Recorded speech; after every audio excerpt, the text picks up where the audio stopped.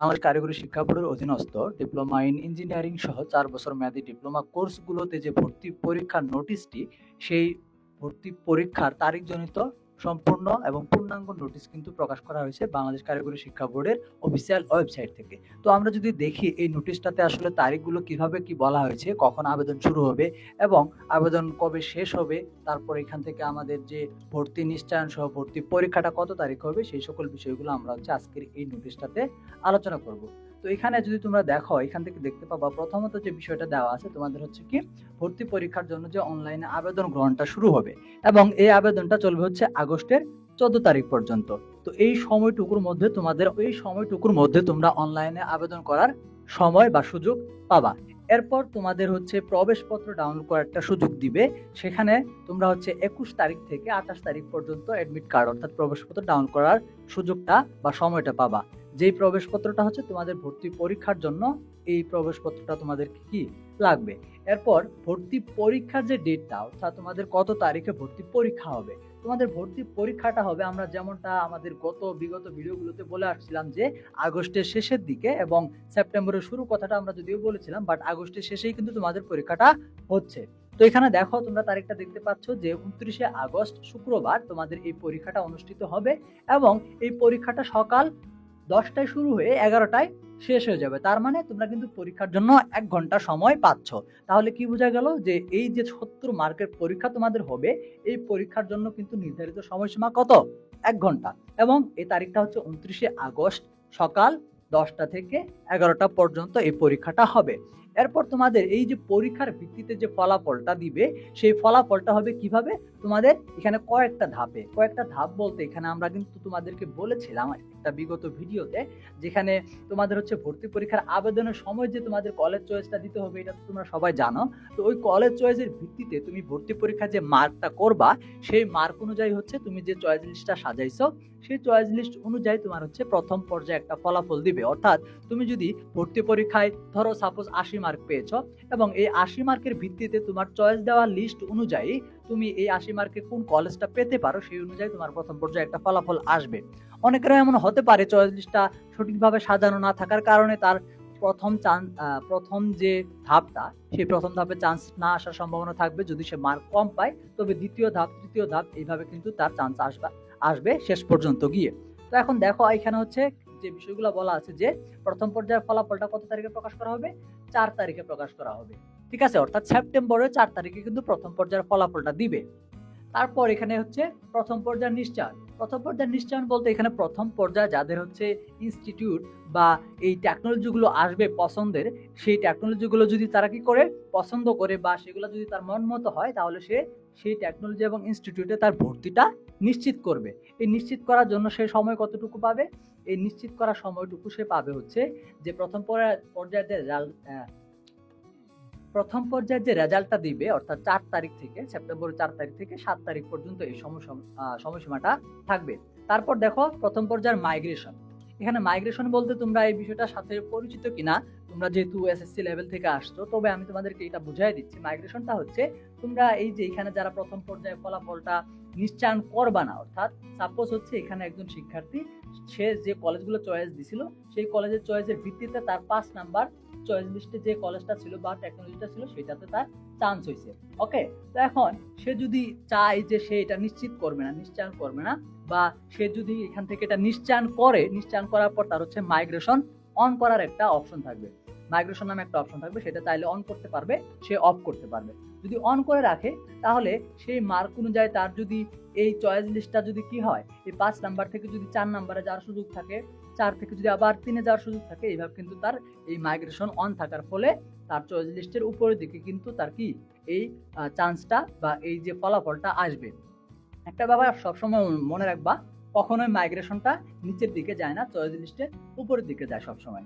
ওকে, আচ্ছা, এরপর আসা হচ্ছে অপেক্ষমান তালিকা হতে দ্বিতীয় পর্যায়ের ফলাফল। অর্থাৎ ওই যে বললাম প্রথম পর্যায়ে এমন শিক্ষার্থী থাকবে যাদের কি হবে না, চান্স হবে না একদম প্রথম পর্যায়ের ক্ষেত্রে। তো তাদের এই দ্বিতীয় অপেক্ষমান তালিকা থেকে অপেক্ষা করতে হবে দ্বিতীয় পর্যায়ের ফলাফলের জন্য। এই দ্বিতীয় পর্যায়ের ফলাফলটা দিবে হচ্ছে 9 সেপ্টেম্বরে, এই ফলাফলটা দিবে এবং দ্বিতীয় পর্যায়ের নিশ্চয়নটা থাকবে হচ্ছে 9 তারিখ থেকে 10 তারিখ পর্যন্ত, এই 2 দিনের মধ্যে নিশ্চয়ন করতে হবে। এবং নিশ্চয়ন করার পর তোমরা যদি কি করো, এখানে ওই যে মাইগ্রেশনের ব্যাপারটা এগুলো যদি এখানে থাকতো তাহলে কিন্তু আমাদের এখানে বলে দেওয়া হতো। তবে এখানে মাইগ্রেশনের কথাটা শুধু কি বলা হয়েছে, প্রথম পর্যায়ের ক্ষেত্রে বলা হয়েছে। এরপর আসো এখানে যে কথাটা বলছে যে প্রথম ও দ্বিতীয় পর্যায়ে নিশ্চয়নকৃত শিক্ষার্থীদের চূড়ান্ত তালিকা প্রকাশ। অর্থাৎ এখানে দেখো, এই যে নিশ্চয়ন তোমরা করলা, প্রথম পর্যায়ে যারা চান্স পেয়েছে তারা নিশ্চয়ন করলো, তারপর দ্বিতীয় পর্যায়ে যারা চান্স পেয়েছে তারা নিশ্চয়ন করলো। এই যে সকল শিক্ষার্থী তোমরা নিশ্চয়ন করলা, এই নিশ্চয়নের ভিত্তিতে তোমাদের যে একটা চূড়ান্ত তালিকা, কে কোন ইনস্টিটিউটে চান্স পেয়েছো সেই অনুযায়ী যে চূড়ান্ত তালিকাটা, সেটা কিন্তু কত তারিখে, 11 তারিখে কি করবে, প্রকাশ করবে, সেপ্টেম্বরের 11 তারিখে। ঠিক আছে, তো এই হচ্ছিল তোমাদের ভর্তির অনলাইন কার্যক্রমগুলা। এরপর যদি আমরা দেখি পরবর্তীগুলো হচ্ছে অফলাইন কার্যক্রম, মানে প্রথম এবং দ্বিতীয় পর্যায়ে তোমরা যারা এই চূড়ান্ত নোটিশে বা চূড়ান্ত তালিকায় যারা এখানে নাম আসবে যাদের, তাদের হচ্ছে কি সশরীরে যে প্রতিষ্ঠানে তোমার চান্স হয়েছে সেই প্রতিষ্ঠানে গিয়ে ভর্তি হতে হবে। সেই ক্ষেত্রে এই তারিখটা থাকবে 14 সেপ্টেম্বর থেকে 15 সেপ্টেম্বর পর্যন্ত। এই সময়ের মধ্যে তোমাদের কি করতে হবে, ভর্তি কমপ্লিট করতে হবে। এবং তোমাদের এখানে একটা ক্লাস শুরুর একটা তারিখ দেওয়া আছে, সেটা হচ্ছে 15 সেপ্টেম্বর সোমবার থেকে তোমাদের হচ্ছে প্রথম পর্বে ক্লাস শুরুর একটা ডেট দেওয়া আছে। তো এই অনুযায়ী তোমাদের ক্লাস শুরু হবে। তারপরে এখান থেকে যে বাকি বিষয়গুলো রয়েছে সেই বিষয়গুলো কিন্তু তোমরা দেখে নিতে পারো। যেখানে কি বলছে দেখো, আবার বলছে কি প্রতিষ্ঠান কর্তৃক অনুপস্থিত তালিকা, মানে এই যে এখানে আরেকটা কি বিশেষ পর্যায়। বিশেষ পর্যায় বলতে এখানে প্রথম পর্যায়ে এবং দ্বিতীয় পর্যায়ে যাদের চান্স হয়েছে, বাট এখানে তারা নিশ্চয়নও করেছিল কিন্তু এখানে সশরীরে গিয়ে তারা ভর্তি হয় নাই। ভর্তি যদি না হয়, এই যে 14 তারিখ থেকে 15 তারিখের মধ্যে যদি গিয়ে ভর্তি না হয়, তাহলে কিন্তু সে অনুপস্থিত বলে বিবেচিত হবে। তো অনুপস্থিত বলে বিবেচিত হবে, অথবা এখানে ভর্তি হওয়ার পরও যদি এখান থেকে যে ক্লাস শুরুর ডেটটা দেওয়া আছে এই অনুযায়ী সে যদি 1 সপ্তাহ ক্লাস বা এখানে যদি ক্লাস মিস করে, সেই ক্ষেত্রেও কিন্তু তাকে অনুপস্থিত বলে বিবেচনা করা হবে। তো ওই অনুপস্থিত তালিকাগুলোর যে ভর্তিটা সেটা কিন্তু বাতিল হয়ে যাবে এবং বাতিল হয়ে ওই সিটগুলো ফাঁকা হবে। তো সেই সিটগুলো ফাঁকা হওয়ার ফলে যাদের দ্বিতীয় পর্যায়ে চান্স হয়নি তারা কিন্তু সেই তৃতীয় পর্যায়ে গিয়ে ওই ফাঁকা সিটগুলোতে কিন্তু তারা ওই অপেক্ষমান তালিকা থেকে কি পাবে, চান্স পাবে এবং তাদের একটা ফলাফল প্রকাশ করবে, যেটা হচ্ছে কি 25 তারিখে, অর্থাৎ সেপ্টেম্বরের 25 তারিখ হচ্ছে তৃতীয় পর্যায়ের ফলাফল কি করবে, প্রকাশ করবে। ঠিক আছে, আচ্ছা।